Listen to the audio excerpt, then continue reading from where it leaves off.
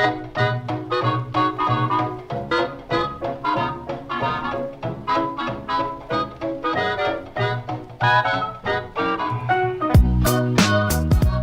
and welcome to Movie Film Studios, the only podcast that takes you inside the mind of two film studio executives as we unravel and then re-ravel the best that Hollywood has to offer. I'm Isaac. And I'm AJ, and this week we take the glitz-covered stage to sing about our alien son who is collaborating with a group of ex-military veterans to rob a South American drug lord. But before we get into something new, it's time for something old as we check in on our last feature in Box Office Report. You say last feature, it was actually the last 12 features. It was, yeah. Leading all the way up until Christmas. Yep. We put out 12 individual films. Yes, called it the 12 Days of Christmas, a Christmas adventure. Sure, yes. And obviously, there was, 5 golden rings and 7 lords are leaping. Yep, a lot of the birds. swans are swimming, the partridges, the French hens, yep. the pear trees, they're all in there. Yep. So, you know how a couple of weeks ago we did a film called, I think, Slash Cut? We did, yeah. No, actually, sorry. It was our kids' animated special. We made a film about all the rejected toys. We did, yeah. And I said that I created that film under a shell company. And once, the complaints started pouring in about the toys actually being super dangerous, just closed shop. We got all the money. No one knew who we were. And you said, we're learning. We're learning to, avoid lawsuits, to avoid problems. We're clearly, maturing as movie producers. For this film, we made every possible mistake you could ever make in a film production. Did we get sued, or did we get in trouble with the legal estates of Richard Attenborough and Alan Rickman? Yes, we did. And Alfred Hitchcock? And Alfred Hitchcock as well.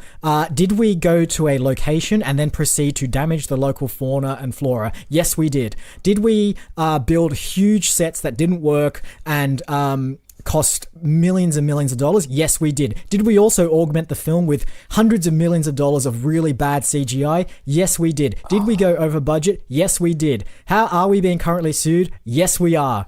It feels a bit like a Don Quixote kind of disaster. It does. Critically, though, outstanding. Our highest rated film of all time. Oh, really? The best film best 12 films we've ever released. Every single film that we released, box office smash.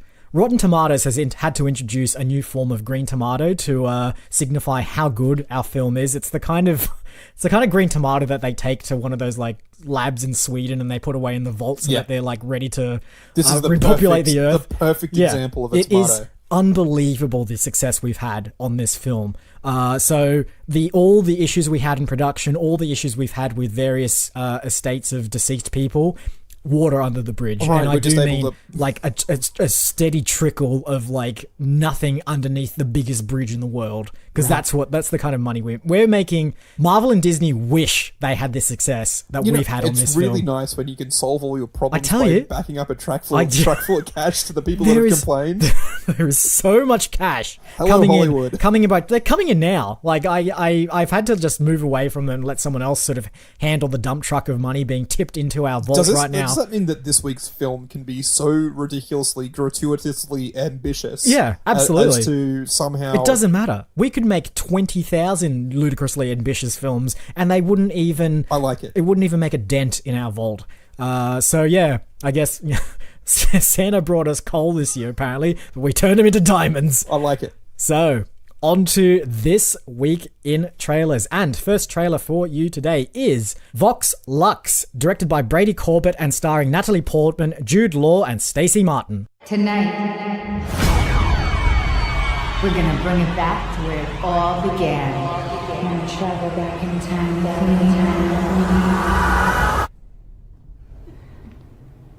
Please join me in welcoming Celeste Montgomery from Stephanie Dwyer's 8th grade class. Hey, turn the light on, 'cause I've got no one to show me the way.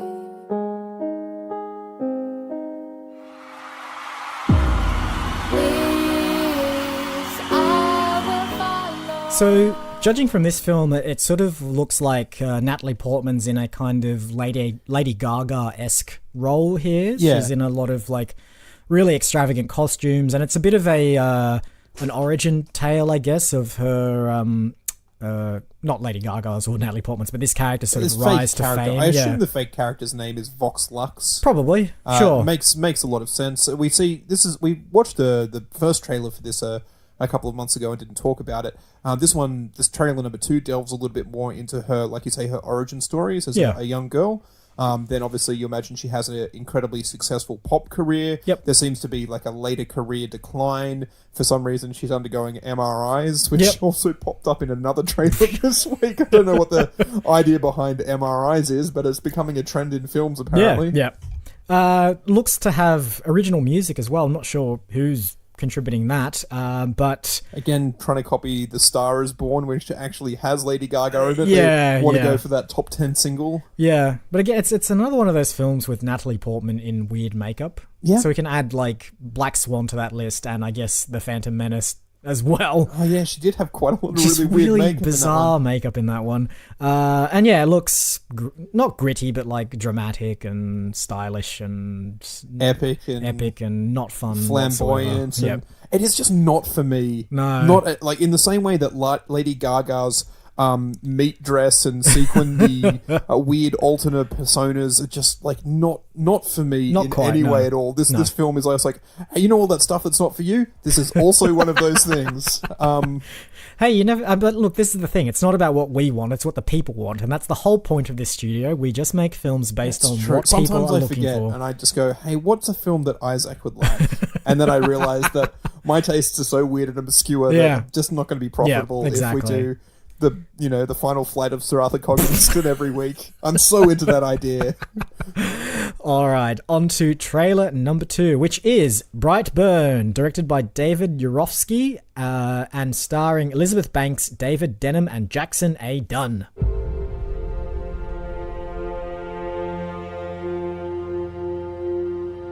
Who am I? You are a gift.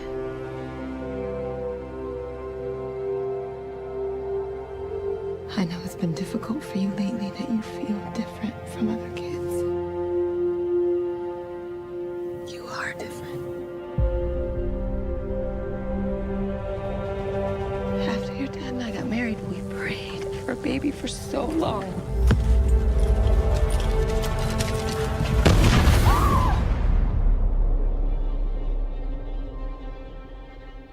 One night, someone listened.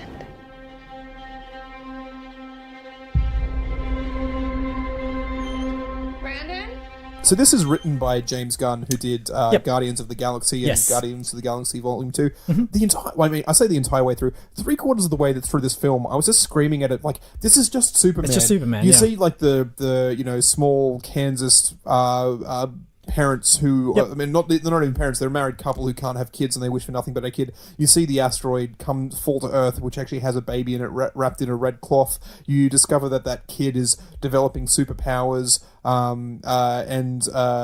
is stronger and faster and can fly. And I'm like, why is this like, is this them trying to make Superman but not having the rights to it? And exactly. And also copying it? Because James Gunn has now moved over to the DC universe and is directing the next Suicide Squad, I believe, it sort of lent itself to that as well, thinking, oh, here's DC's next disaster. But then it takes a rather interesting sharp turn straight into horror. Yeah. So like this kid is sort of scrolling down symbols that sort of like, if you squint, kind of look like a Superman kind of diamond, but a little bit more misshapen. It's a back to front B with a regular way B next to it. So they guess that because the film's called Brightburn. You're like, hey, it's 2 Bs. I get it.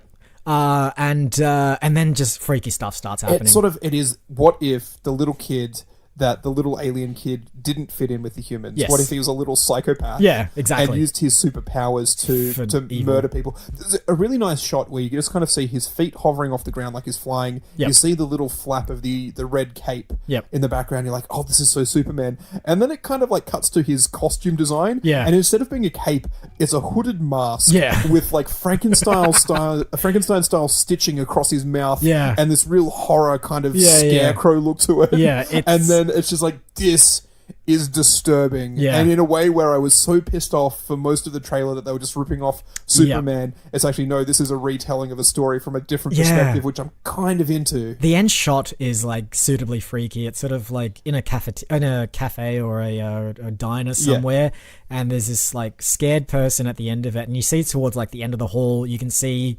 Brightburn, the character, the kid, in his costumes, just sort of in the distance, and then he suddenly like flashes, zooms quickly to camera, and basically, I think, just kills the other person. You just hear the sound effect. But like, it's the classic like Superman zips across the room move, just with a real horrible, like incredibly scary twist to it. So well done, Gunn. Well done, James Gunn. Also Mark Gunn, who's producing this, and Brian Gunn, who's also producing this, and Jackson A. Dunn, who's starring in it. So I don't know what happened there, but all the Gun boys happened again. Quite possibly, yes. Go see that. I don't know, whenever you want. All right, on to the final trailer for this week's episode, which is Triple Frontier, directed by J.C. Chandor and starring Ben Affleck, Oscar Isaac, and Charlie Hunnam.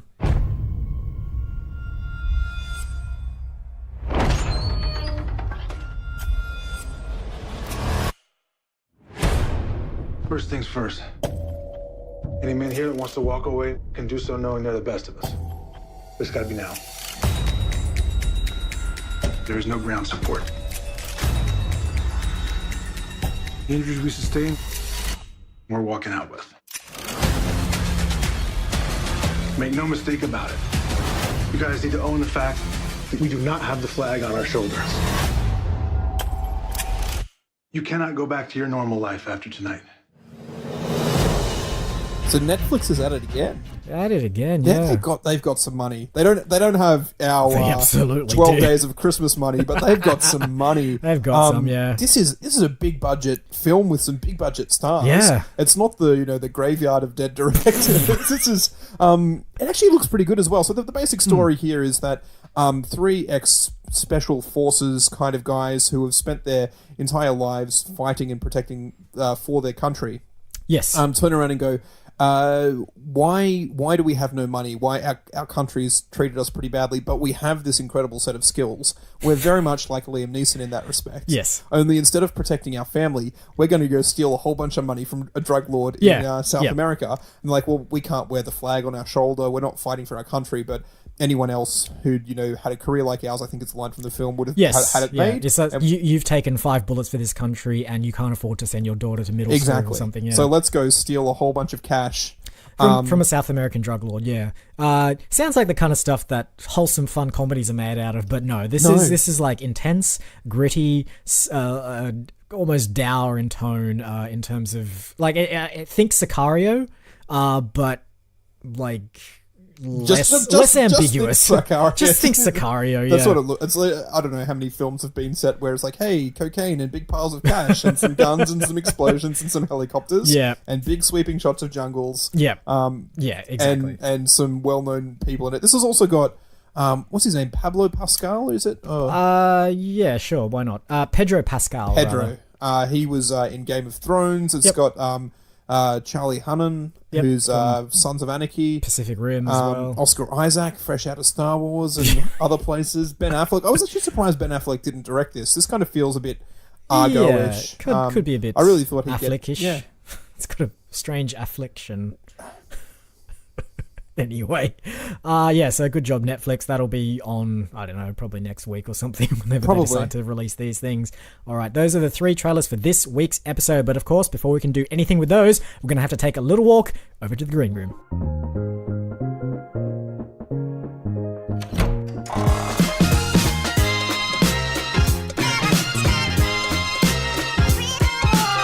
You'll notice I've changed the hue of green in here, and it's mostly just because I've peppered it with $100 bills. Yes, I actually thought that was more of a greenback style green hue. I like it. Exactly. I just feel I've got so much to spare now. Might as well just pepper the walls with it. Lampshades just made out of. Do they make a bigger bill than $100 bill? They do now. $1,000 bills that we can just make lampshades out of. They do now. Wallpaper. Don't even need to pay for it anymore. All right, before we go on with this, let's have a quick recap of this week's trailers. We have... A pop music epic. Yes. We correct. have a superhero horror mashup. Yep. And we have a action jungle heist. Great. All right. Now, I believe whenever it last was, I chose the film. It's been a while. We've done a couple of specials. We've done a couple of retrospectives. And I finally get to choose. You do. Choose well. I have to go with Brightburn. Okay. I know we did a horror mashup like 3 episodes ago. We did, yes. But this is like a superhero horror thing. It is, and I yeah. really like it. All and I right. definitely don't want to do a Lady Gaga life story film. All right, fine.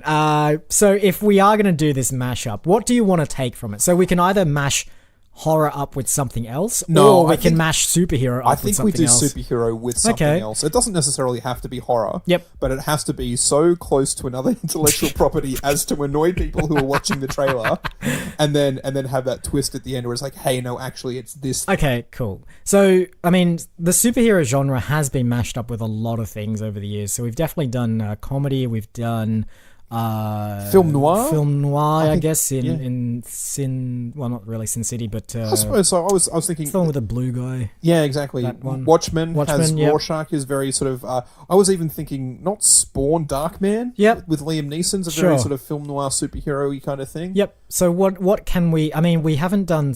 I don't think I've seen superhero period romantic film. I've definitely seen. There's My Super Ex-Girlfriend is Yes. a superhero rom-com. And Bewitched. Let's face it, the Bewitched movie. Oh, that's magic, more than Same superheroes. Same thing. What's What the is it? difference? Yeah, what is a good genre that we could mix in?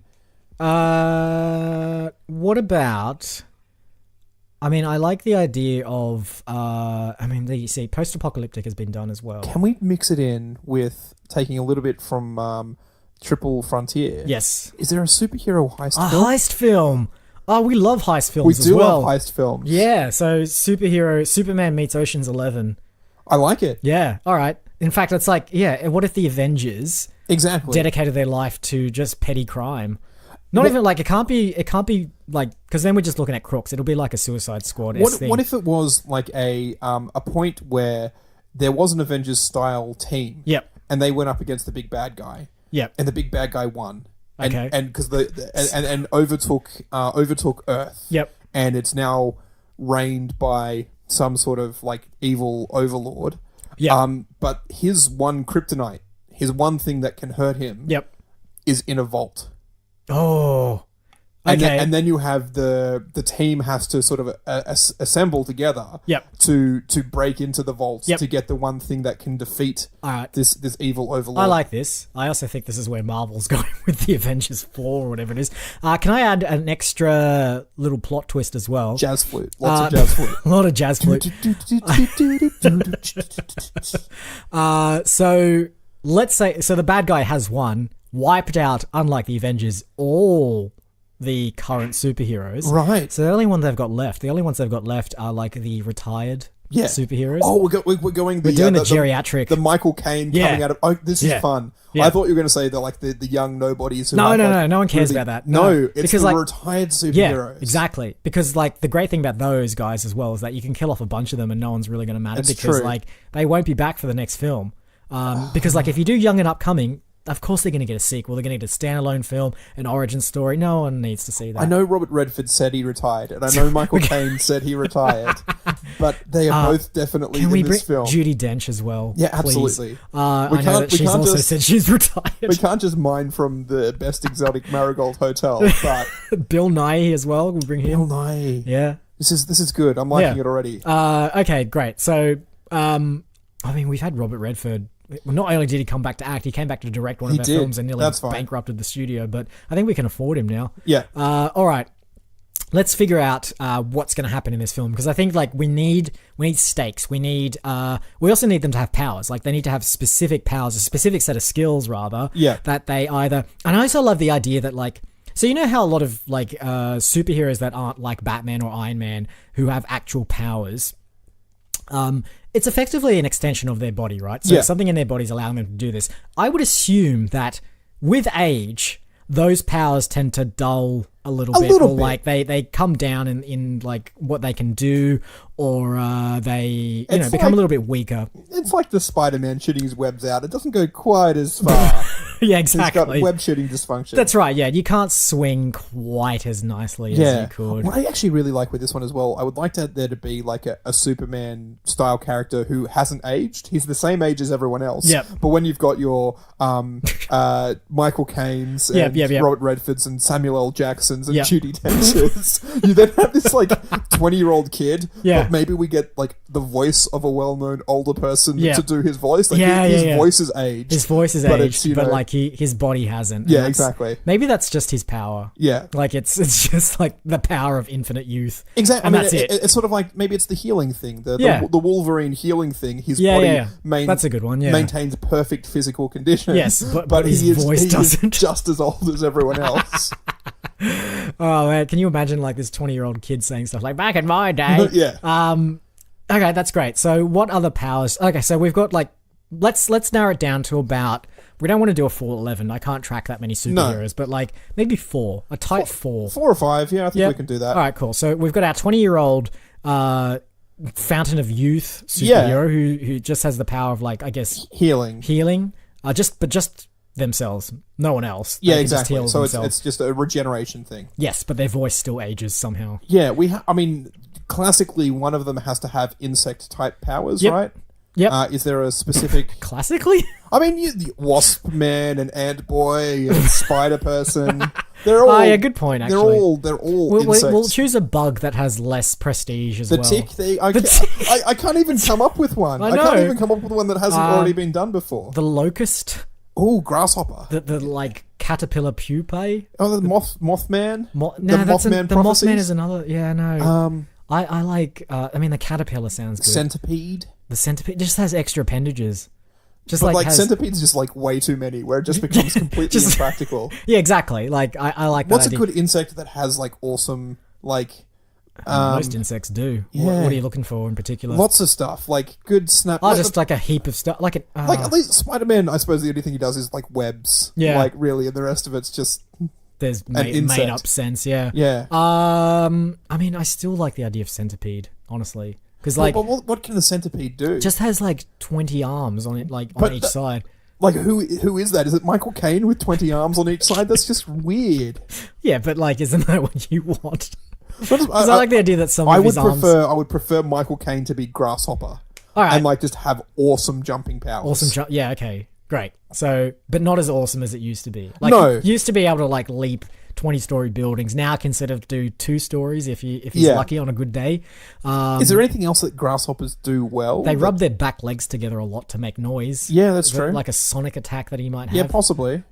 Just lies down on the ground and rubs his legs together, creates this like audio shockwave or something Yeah, that could might work. help. And again, just not quite as good as it used to No. be. The frequency is not quite like No. there anymore, and now it only affects dogs as opposed to humans as well. What's Judi Dench's power then? Judi Dench. Well, hang on. Let's go back. So we've got. I like the one note superpowers, right? Like not like Superman who has like this huge Yeah. collection of them. He has But, like, everything. The ones that just have one. Like teleportation or invisibility. Yeah, I like that. I'm Or getting like a very telekinesis Sue Storm as well. sort of vibe. Yep. She has all of that. She actually has those things. Invisibility. I don't think she has teleportation, but I think she has some sort of telekinesis. Telekinesis would be good because I like that as a result of her age, this stuff that she can lift, she can't lift quite as much as she used to be Yeah. able to. So I like, thought actually thinking telepathy as well. Maybe she's got. Oh, yeah? She's got all of the tellies. yep. She's got television. She can see from a long way off. Yep. She's got telescope. Yep. Which means you can also see from a long way off. She's got the telegraph. Yeah, Which she means can send messages send over long messages, distances. Yeah, Yeah. Great. Like, okay, I also like the idea that like she got these powers back in the day where technology didn't exist. So like the idea, like the ability to send messages across a long distance was like a really big deal. useful. She was originally the original SMS. It's like we're getting a message in from. Yeah, she could like through the power of like thought, she could communicate with one person across the other side of the globe. Yeah. And that was a really big deal back in like, I don't know, 1930 or something, Yeah. pre-war. But nowadays it's just like, oh, really? you've got this thing that we've got like group FaceTime. We can talk to like 20 people across the world at any given time. But like, sure, one person's fine. So not even video vision either, just voice, just like this echoey, distant voice, depending on how far away they are. Hello? Yeah. Hello? So what I think we'll do is we'll get the young kid who can heal, or the young adult is voiced by Samuel L. Jackson, but not played by Samuel L. Jackson. All right, cool. And then we've got the grasshopper as Michael Caine, the Invisible Woman / telepathy. And then I think we have Robert Redford as your Captain America type, right? He's just like classic, used to be classic, chiseled, strong dude. Yeah.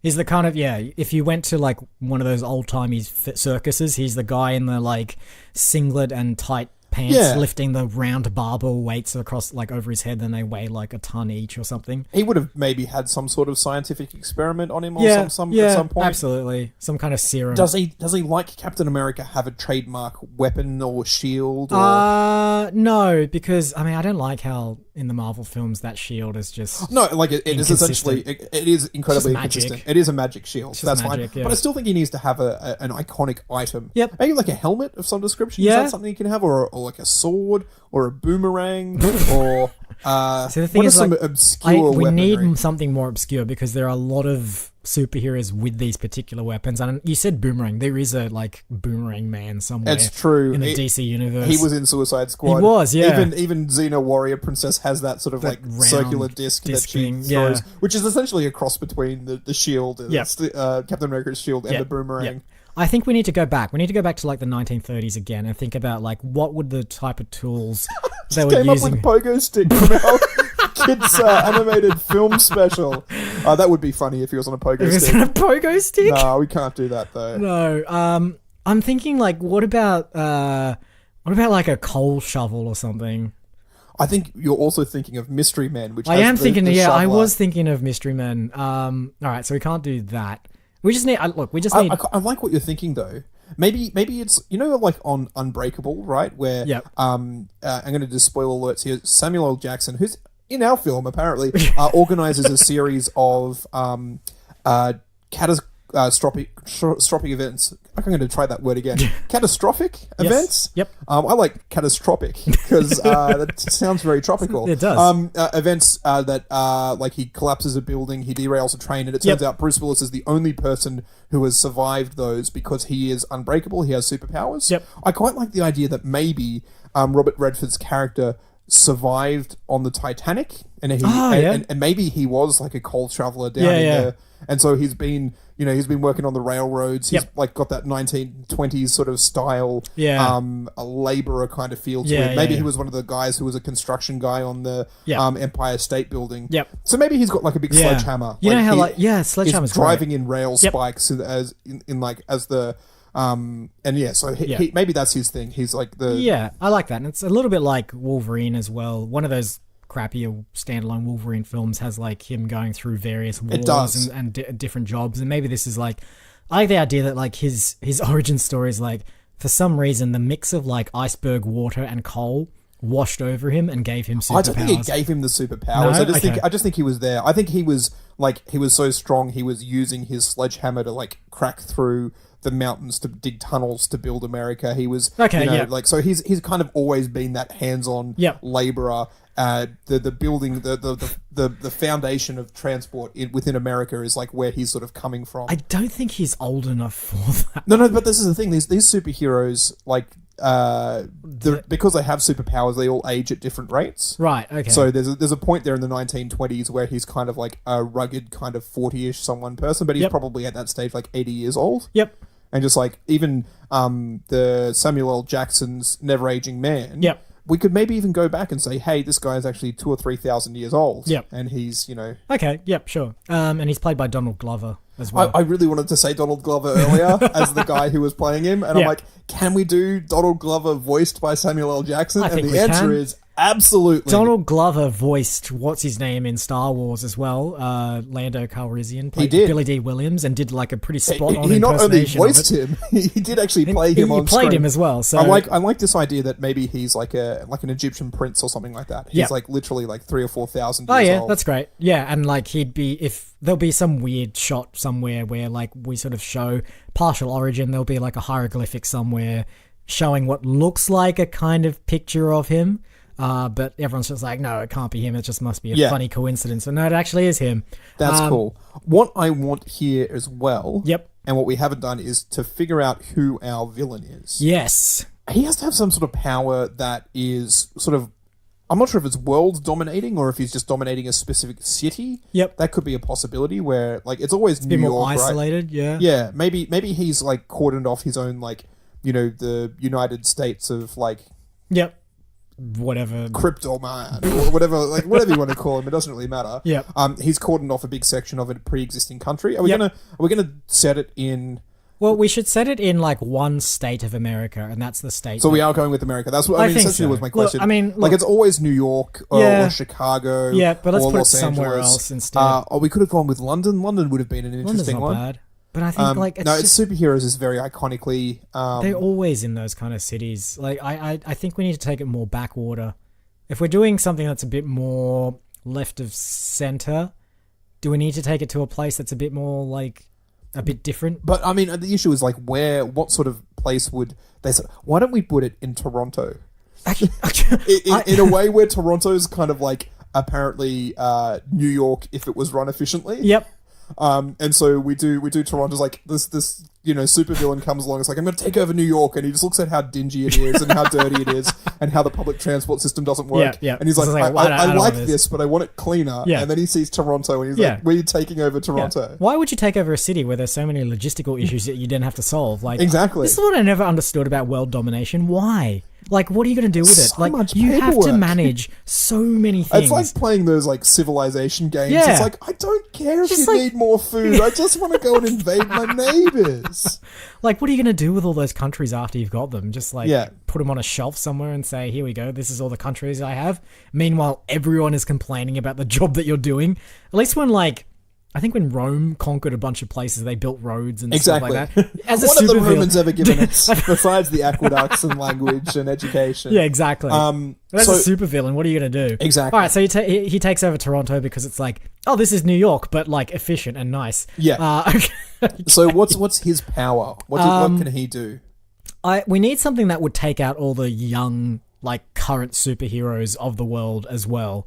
And like, it's annoying that Thanos just did that whole Yeah. snappy fingers and half the world disappears thing. But I mean, this is the thing, right? I mean, ultimately, the opening trailer needs to look so much like another film. That's true, yeah. And it is just, hey, you know, yeah, why so not? okay, so I think our because it doesn't matter what the supervillain looks like. The film is not about the supervillain in the same way that Ocean's 11 is not about Andy Garcia's character. It's true. So if our supervillain kind of just looks like Thanos, Yeah. like it doesn't matter. Like I'm actually, to be fair, have this entire time pictured him as a purple thing. So, like, fair enough. And I think I've got an idea of him shooting purple lasers out of his eyes that Yep. disintegrate people. Yep. Why not? Maybe we do it a bit Superman-ish as well, Yep. where he's like, he can fly and he can shoot lasers and Yep. he's super strong. Great. And it's just like, how the hell do we defeat this guy? Yep. We need purple... what are they? Kryptonite. Kryptonite, yeah. What is it? Purple Knight or whatever. Mauve-nite or Yeah. something, yeah. I think, yeah, for the look of him, you know how everyone said that Thanos just looks like one of those American pickers or one of those people that go around on those TV shows? Oh yeah, like, ice truck driver. like yeah, we'll just find another American TV show and just take the lead character from that and kind of just model. That's true. He's model got lead a- character on him. a big Ron Perlman-y kind of jaw to him. Yeah, in fact, Do let's we- just get Ron We Perlman. get Ron Perlman in. Yeah, That's fine. Because I think there's another Hellboy film coming out and they've scrapped Ron Perlman. They got rid of him. Yeah, because He's- it's a different director and different everything now. So, Yeah. and like that was his iconic role, and clearly he's not adverse to putting on a whole bunch of prosthetics. It's true. So we won't go down the Marvel route and do the CG motion No. capture hybrid. No, it's just We Ron could, I Perlman. mean, with the money that we've got, we could probably build a fake Toronto, just like right next to the real Toronto. I and- think, ironically, like a lot of films do shoot in Toronto when they can't get like a big Oh, city, and they just like use it's it. it's crazy the amount of American TV Yeah. shows that are film up in Yeah. Canada because it's like filming in the US but on a budget. Exactly, yeah. And it just looks like the US, but like cheaper as. So do we build a real Toronto in America because it's like it's set in Toronto, but it's with the added expense of having it shot in America? We'll do it in New York as Toronto.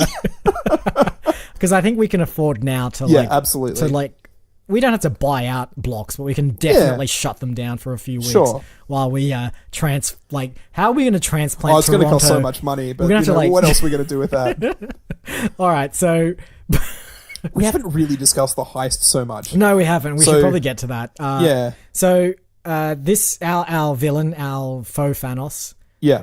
has his Movenite. Yeah. In Well, kryptonite's kind of like one of the rare earth gases Yeah. or whatever. Maybe like argonite. Argonite. I like because argon and krypton Yep. and xenon. Sure. Xenonite. Yep. That's actually might be a bit too on the nose about xenophobia. Yeah, a little bit. What are the other? Freonite. I like argonite. Argonite sounds good. Good. So he's got the only known store of it. Is it one of those like really crazy unstable elements that Yeah, like, absolutely. Yeah. Like almost like, oh, it has to be contained in a vial that is on either side by superconductor or whatever. Yeah, whatever those something things stupid are. like that. And so when they're trying to steal it, they have to have some sort of custom case where, Yep. oh, if they drop it, you know, the only known store of it's Yes. gonna whatever. Now, we're gonna go like full Ocean's 11 Oh, kind absolutely. of like in the heist, right? So it's not gonna be, there's no action, there's no like punching out a whole bunch of guards. There And, like, kind of has to be some. yeah, but like in Ocean's 11, they only took out 2 guards, and that was when they get to the like outside the elevator, and that's it. But maybe the big fight sequence is a distraction. That's their distraction. Great idea. Yeah. Argon, or whatever, you know, the Argonaut. We call him Argonaut. Argonaut. And Argonite. We'll call him Jason. Yeah. He's just like that's what he expects. He Yeah. expects these big high budget CG everywhere fight scenes as being the last part of the film. Yep. And that's the twist. Yeah. The twist is that's just the distraction. Yes. To distract away from the vault heist that's going on. So I have to ask then, who's going to fight him? Like, if all the other superheroes are dead, the old geriatric superheroes are doing the heist, who are going to be the ones doing the, like, distraction fight with him? Ooh, I think maybe that's Judi Dench's one of her powers is the telepathy. She can make him see see like, things that aren't there. Yeah, so she sort of like, oh, that's right. So this is where we get our big CGI budget in. Yeah. Because, like, Ocean's 11 had, like, I think one shot that had CGI in it. Our film will have quite a bit more. But, like, she conjures up the like in his mind the images of all the slayed current modern superheroes. So Yeah. our big bad thinks that they've all come back to fight him. Yeah. And I think through the power of telekinesis and telepathy and all that, he can actually fight them. And, Yeah, like he yeah, feels absolutely. like he's actually like fighting them, but really it's just Judi Dench in a corner, like furrowing her brow as she's like Exactly. concentrating to hold this image afloat. And that way we can also cast a whole bunch of young actors to Exactly. play our version of the Avengers / our version of Justice League. So yeah, we'll get whoever's new and upcoming and whoever hasn't got a contract with Disney or DC at the moment. Which is pretty much no Pretty one. much no one, yeah.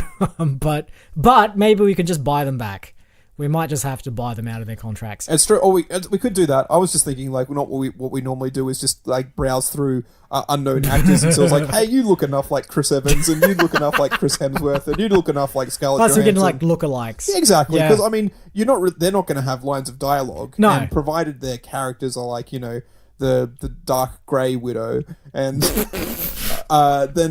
you know, we avoid copyright that Yes. way. And then you're just like, was that Scarlett Johansson? It's like, or did we just spend a lot of time looking for someone who looked Yes. enough like her that you couldn't tell? This is Corporal United States. Exactly. This is aluminium Yeah, male. aluminium male. Yeah, okay, great. So that sounds good. So the heist itself. Professor Unconventional. Okay. Okay. Anyone else you want to come up with? That's all right. I think we've had enough fun there. So the heist itself, big underground vault, lots of traps. Eagle ear. I'm done now. All right. Yeah, so the vault is underground, I assume. Should we have it buried under like some kind of notable landmark as well? Yeah, Toronto's most famous landmark. Which, when we find out what it is, When we find out what it will be is, under that. It will be under that one, exactly. Like National Treasure style. Yeah. All right, so I hope that Toronto has some kind of like Mount Rushmore-esque blend of like a natural monument with someone who's carved something into that natural monument. Exactly, or like a world-renowned tower or some big park. I'm sure Toronto has at least one of those things. Or we'll just take one of New York's and rebrand it. Yeah. So it's not the Empire State Building anymore. It's not the Statue of Liberty, but it's whatever Toronto's... It's Statue of, hey, just be pleasant with everyone, right? The Statue of Apologies. Yeah. Yeah, perfect. That's what we'll do. And like, no one will know. No, no one goes to Toronto anyway, so like they'll be like, "Oh, really? They've got the people in Toronto was like, I didn't even know that was here." That's... Can you imagine like they start up those tour groups that do like tours of like movie locations and stuff, and they start up one for Toronto, and they're just like, "We can't find any of this stuff." Never mind that like every other production has been in Toronto and used it to sub in for another country or another state. Anyway. Anything in the like any sort of notable scenes in the heist itself that we want to sort of, because I like there's a few the powers that we've chosen. So we've got like Michael Caine, Grasshopper Man, able to leap slightly tall buildings in one go. Judi Dench is sort of taken care of because she's doing the distraction part. What's old man? He's definitely going to beat down that vault door with his sledgehammer. Yep. I like that. So he whacks it once. Like, really, we only need to come up with the good scenes from the trailer. Yeah. And he hits the vault door and it dents it. And he's like, yeah, a few years ago that would have been, down in one or whatever. That's right, yeah. It's like that it's just like horrible line from the fourth Indiana Jones film where he like swings and misses and it's like, damn, I thought that was closer or something. Yeah. Yeah, there'll be one of those moments like, back in the old days, I could have knocked that down in one hit. What about Donald Glover's character? Because he's kind of useless as a like healing man. Maybe, but I think he's also completely arrogant as well because he was like an Egyptian prince and he kind of still lives that hedonistic lifestyle. Yep. And he just doesn't really care too much about it. Yep. Until like he learns to care somehow. Okay. So he has like one of the. Okay. So and so like he will probably end up. Like, you know how there's always laser beams that protect something? Yep. He definitely, like, walks through the laser beams and they slice him into pieces. Yeah. And then as he goes back onto the other side, all these slices sort of reform back into himself again. Yep. I think he's able to get through it that way. There's a scene in, like, the third X-Men film where I think Wolverine's going up against Phoenix. And she's, And she's, like, burning him and he's, like, burning but then healing at the same time. I think we do that but with lasers. The laser cutting from Resident Evil. Yes. So he's been like literally sliced into bits, but they're just like reforming. The thing that always pisses me off about like if you look at Entrapment, which started the sort of laser heist. Yep. She spends months and months and months and months like learning it and getting over it, and they're stationary laser beams, and then in everything else it's just like, even in Ocean's 12 it's just like, I'm just going to do crazy parkour style flips through, like, you can't do it. Yeah. You would get sliced, and this one's like, no, this is like such an intricate straight pattern through, that there's no way we can get through without getting sliced by the laser beams. Yeah. And then it's like, I think it needs to be like fly screen mesh. Exactly. Like tight. It's like why wouldn't we do it that way? It's not like laser beams cost us a whole bunch of money. Why would we leave gaps that are big enough for people to get through? That seems a little bit stupid. I mean, they could do the laser walls. Phantom Menace is coming up a lot this episode, but like the great laser, film. Yeah, it's such a great film. The laser walls in the sort of the end of that film, like it's just a whole sheet. Exactly. It's like glass but made out of laser, but somehow deactivate anyway. There is a convenient timing that if you time it right, you can get through for some reason. Yeah, but why like not? our villain has like, he's clocked onto it. He's seen Entrapment, he's seen Ocean's 12, he's seen Resident Evil, and he's seen Phantom Menace. He's like, right, that's it. I'm doing the laser grid to end all laser grids. And instead of it being just like a flat sheet, it's just a huge block. Yeah. It's just like the entire hall is laser and it's like deadly. The grids are literally like a centimeter apart. So like if you're a fly, you might be able to get through it. Maybe.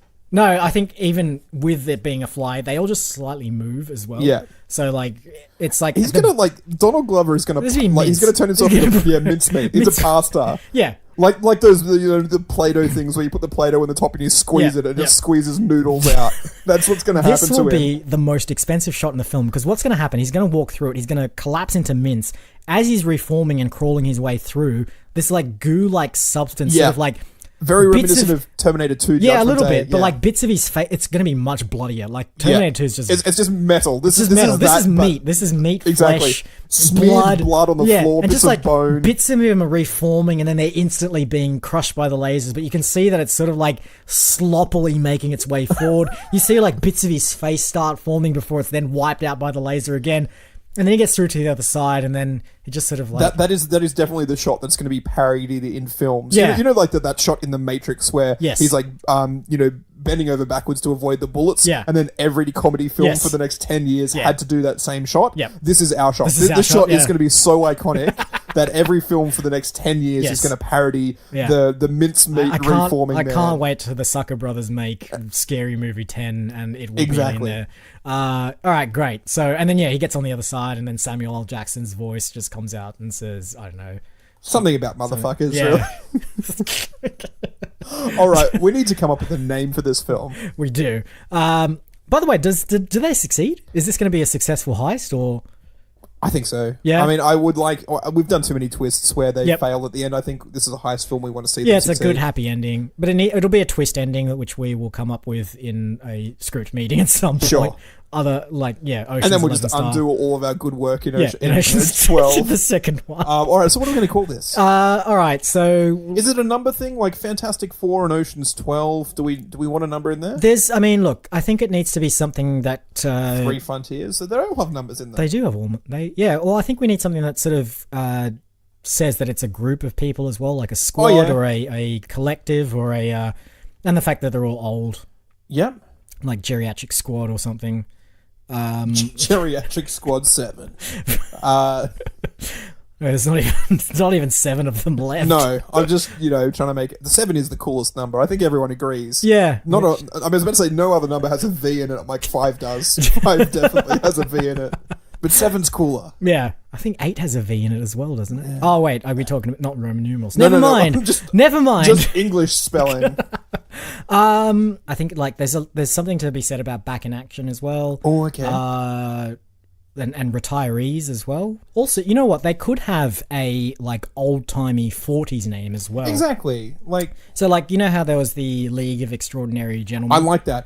Even there's a podcast which is the Thrilling Adventure Hour. I think it's got that like the League of Extraordinary Yeah. Gentlemen is a good starting off point for it. I think, and obviously they've got the League in there, which is your collective. Yep. What is our collective how many? There's word? 4 of them, right? Yeah. The Stupendous Quattro. Quattro. The Stupendous Quartet. Again, it just sounds too musical. It does actually. It sounds like they started Which a of them barbershop. plays viola? Barbershop band. Boom, boom, boom, saving the world. So I think we could, Sky Captain in the World of Tomorrow Yep. has it used to be Captain Courageous and the Yep. something company. Like it could be something along those lines. I like that. Captain Courageous. I think Captain Courageous is like a Hanna-Barbera style. Okay. Yeah. So, but something along those lines. Like, what's Robert Redford's Captain? Captain. Is he Captain Hammer? That just sounds That stupid. does sound very stupid. Captain. Because I think his first name's definitely Sledge. His last name can't be Hammer if his first name's Sledge. Look, I think Sledge Driver? Sledge Driver. Yeah, I think his name's Sledge Driver. Sounds like a porn name. It was all more innocent in the 30s, AJ. Yeah. Okay. Great. So his name is Sledgehammer. No. I think we'll go with Sledge Driver. Sledge So Driver. it's what Sledge? Captain Driver and the Courageous and the Company. Courageous Company. I like that. That sounds good. All What do you right. think? Yeah. Captain Driver and the Courageous Company. Yeah, that sounds great. I wish it was all C's though, for alliteration. But I think We can't change Sledge can't Driver's change name. Sledge Driver, He's a no. beloved comic book character of the 1920s. all right. I think that's a wrap. I think you're right. On Captain Driver and the Courageous Company. Nice. All right, housekeeping. As per usual, we are online at moviefilmstudios.net, where you can find all of our previous episodes, our bios, and Mufuzawudada, the database of films that we've created on this podcast. Have a search on Facebook for Movie Film Studios and join the community where we post clues as to the trailers we've watched in upcoming episodes. You know what I just realized? Vox Lux does not emoji, Nope. does not translate, Nope. does not anagram. Nope. Thank you. What? It does sort of translate. I think Vox Lux, voice light. So No, you know what you should do? Just put the title Vox Lux there. no No one will know. What kind of weird foreign language have they translated it from? No worries. And no one will know. Brightburn Triple Frontier, maybe. They all work. They all kind of- Brightburn is a light bulb and a fire, and Triple Frontier, I'm sure, anagrams into firefighter or something. I don't know. I'll figure it out. Fair enough. If you like podcasts and currently aren't listening to Yeah, I was one, about to say, I'm not sure people would have got this far into it if they don't like podcasts. if you haven't found Movie Film Studios yet, have a search for your favorite podcast provider for it, because we are on Apple iTunes, Apple Podcasts. I don't know what the difference is between the two of them. I'm pretty sure they're the same thing. Spotify, YouTube, Podbean, and pretty much any other You place can even that you listen get on podcasts. moviefilmstudios.net. Absolutely. As I mentioned last time, and Yes. net is better because it catches more people. In- So go there and get caught up in our database of Yep. awesome films. That's right. And we post the trailers on there too, so it's super convenient. Yeah. Like if you want to watch the trailers. For and- Brightburn, even though we spoiled it and told you about three quarters of the way through it, he turned into an evil person. Exactly. Which, yeah. Watch it anyway. It looks Yeah. pretty good. It's Anyway. pretty scary. Yeah. Go see that. And I think that's it. All that remains is to thank you once again for listening this week. I've been Isaac. And I've been AJ. Roll credits. Watch me